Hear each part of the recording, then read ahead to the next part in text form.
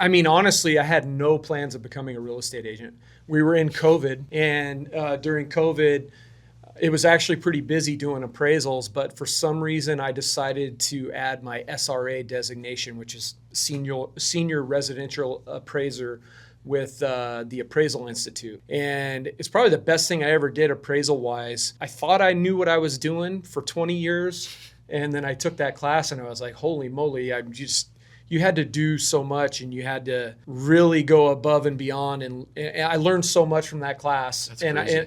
So now every time I do an appraisal, it's a completely different process than it was before I took that class. But anyways, I took that class. And then I was like, you know how it is when you got your real estate license, you're jamming all this real estate information in your head, and then you're taking the test, and the test isn't easy, right? The real estate test, it's not easy. So I did that SRA stuff, and then I was like, well, I think I'm going to add my real estate license just because I'm also an investor. So I have a lot of my own properties, and then when I go to sell them, then I'll be able to use it for that. So you saw it as a shortcut to not have to pay somebody else to do your investment stuff. Yeah, and so I did the appraisal class in a month, and I passed all the tests and everything. It's because I had just taken that SRA class with the Appraisal Institute, so I had all the real estate stuff in my head already. Still fresh. So it was boom. I finished that, and I went straight into the real estate agent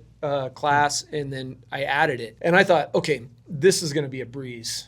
Selling homes, this is going to be a breeze. I mean, I've been an appraiser for so long. Like, this is going to be so easy. Like, everybody's going to hire me. Yeah, that's what you think, right? Yeah. But even when you come in from engineering into real estate, you're like, everybody's going to hire me. Every agent thinks that. I'm going to sell a ton of homes. And my first 6 months, I didn't sell a home. And I sat through all the classes, and I did all this stuff.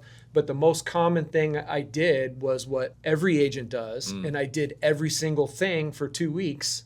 And when it didn't work, I went on to the next thing. Right. And so finally, after 6 months, I was like, okay, I need to join a team. And that's what brought me to Loyalty Home Group. And from there, in the next 6 months, I sold 13 homes.